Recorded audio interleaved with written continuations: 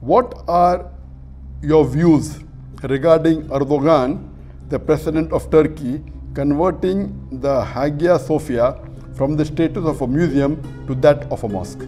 बिस्मिल्लाहिर्रहमानिर्रहीम। अस्सलामुअलैकुम दोस्तों आपने इन दिनों हागिया सोफिया या फिर आया सोफिया नामी म्यूज़ियम का चर्चा ज़रूर सुना होगा।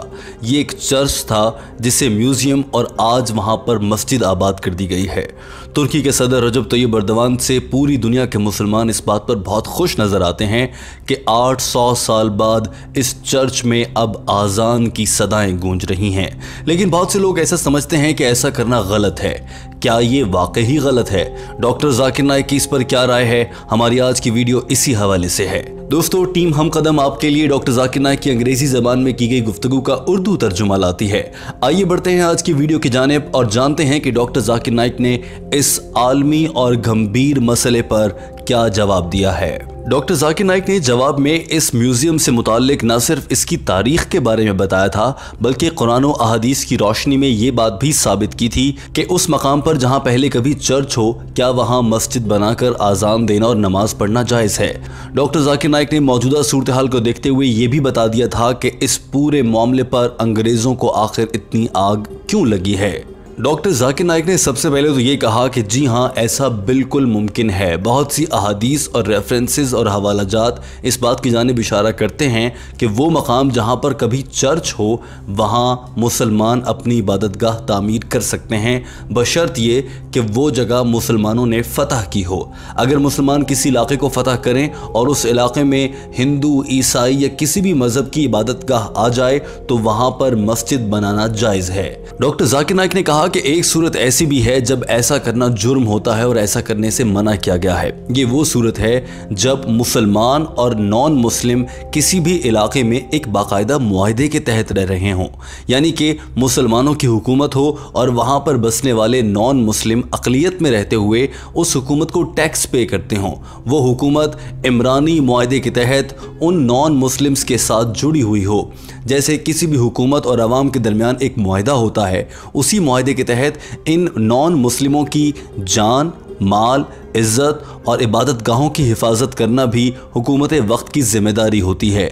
लिहाजा हुकूमत वक्त ईसाइयों या किसी भी नॉन मुस्लिम की इबादत गाह को अपनी इबादत गाह नहीं बना सकती।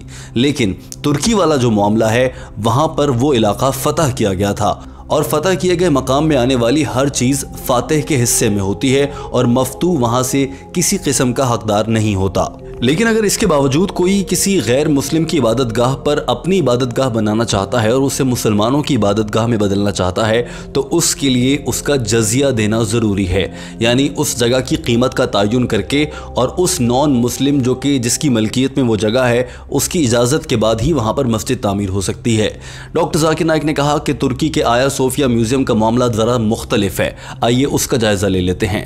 डॉक्टर जाकिर नाइक ने कहा कि आया सोफिया म्यूज़ियम को सबसे पहले सन 537 में तामीर किया गया था। उस वक्त ये पूरी दुनिया का सबसे बड़ा चर्च था और दुनिया भर की मसीह बरादरी को इस बात पर बहुत खुशी थी कि उनकी इबादतगाह दुनिया में सबसे बड़ी मानी जाती है।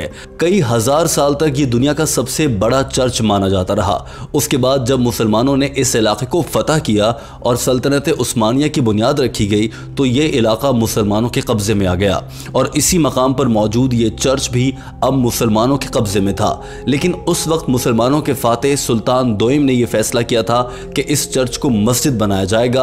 अलबत्ता इसे मस्जिद बनाने से पहले ये बात बहुत ज़रूरी समझी गई थी कि इसकी कीमत अदा की जाए। लिहाजा सुल्तान फातिह ने इसके लिए जजिए के तौर पर ईसाइयों को उसकी रकम अदा की और उसके बाद हालांकि मुसलमानों ने यह इलाका फ़तह किया था और फ़तह किए गए इलाके पर मस्जिद बनाना जायज़ है, लेकिन इसके बावजूद जजिए की सूरत में एक ख़ास रकम दी गई थी और उसके बाद इसे मस्जिद बना दिया गया। वक्त गुजरता गया, तुर्की पर एक और नया हुक्मरान कमाल अतातुर्क आया जो कि बहुत ज़्यादा सेकुलरिज्म थॉट का हामी था। इस शख्स का ख्याल था कि मुसलमान हो या फिर कोई भी नॉन मुस्लिम सब बराबर होने चाहिए। अपने इसी ख्याल को ज़ाहिरी शक्ल देने के लिए कमाल अतातुर्क ने इस मस्जिद को, जो इससे पहले एक चर्च थी, अब एक म्यूजियम में बदल दिया, ताकि ना ये मुसलमानों की इबादतगाह रहे और ना ही ईसाइयों की।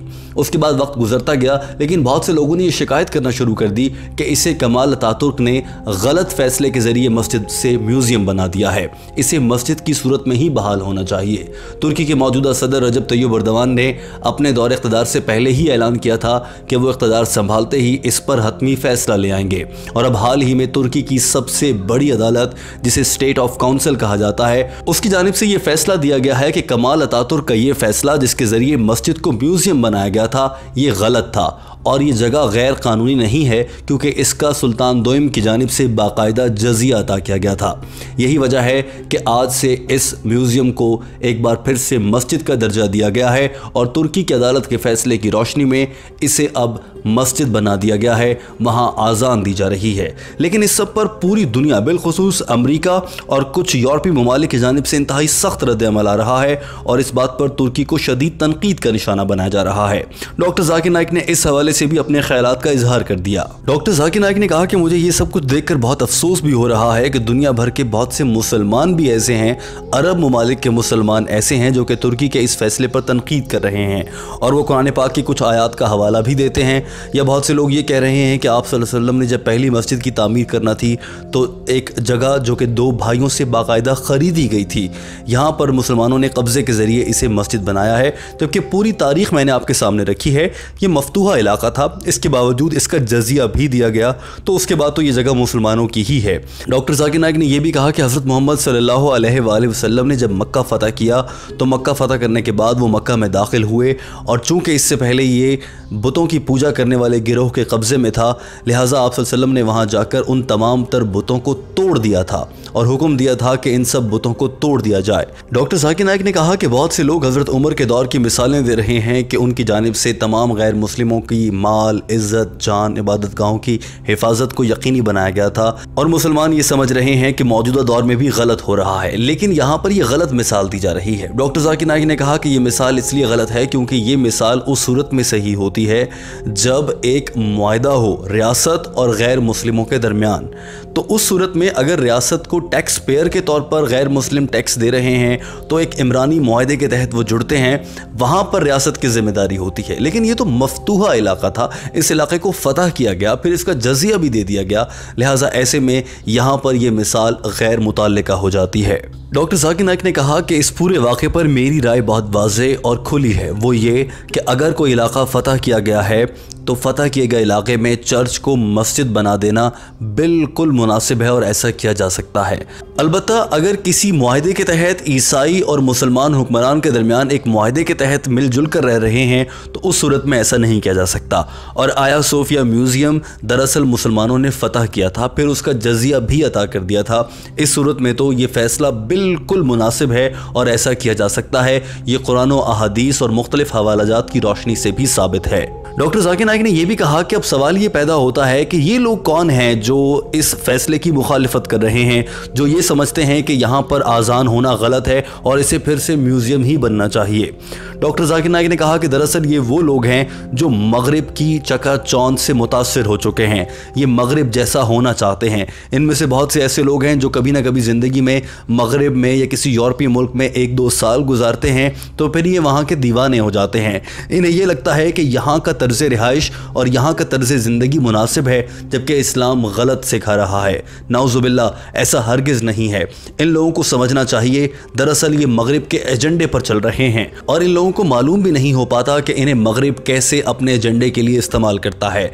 ये लोग दीन इस्लाम से मुताल्लिक ऐसी बातें करके इस्लाम के वक़ार और उसका तशख़्ख़ुस मजरूह करने की नाकपाक कोशिश करते हैं। लिहाजा लोगों को चाहिए कि वो इस फैसले की हिमायत करें और ख़ुद को इसकी मुखालिफत से दूर रखें। डॉक्टर जाकिर नाइक ने कहा कि ऐसी बहुत सी अहादीस हैं जिनसे ये साबित होता है कि हज़रत मोहम्मद सल्लल्लाहु अलैहि वसल्लम ने हज़रत अली, हज़रत खालिद बिन वलीद और दीगर सहाबा इकराम को ये हुक्म दिया कि जाओ बुतों को तोड़ दो। बहुत से ऐसे मौक़े भी थे जब आप सल्लल्लाहु अलैहि वसल्लम ने ख़ुद से जाकर बुतों को तोड़ा। दोस्तों, डॉक्टर जाकिर नाइक का जवाब वाज़े और सबके सामने है। हमारा आपसे इस वीडियो को देखने के बाद ये सवाल है कि आप इस पर क्या राय रखते हैं कि वो लोग जो इस फैसले की मुखालिफत कर रहे हैं, डॉक्टर डॉक्टर जाकिर नाइक के मुताबिक वो मगरिब के एजेंडे पर हैं। आपका उन लोगों के लिए क्या पैगाम है और आप क्या समझते हैं, क्या इन लोगों को रोकना बहुत ज़रूरी नहीं है, और अगर रोकना ज़रूरी है तो आपके ख्याल से इन्हें कैसे रोका जा सकता है? अपनी राय का इजहार ज़रूर कीजिएगा। टीम हम कदम आपके फीडबैक के मुंतज़िर है। वीडियो देखने का बहुत शुक्रिया।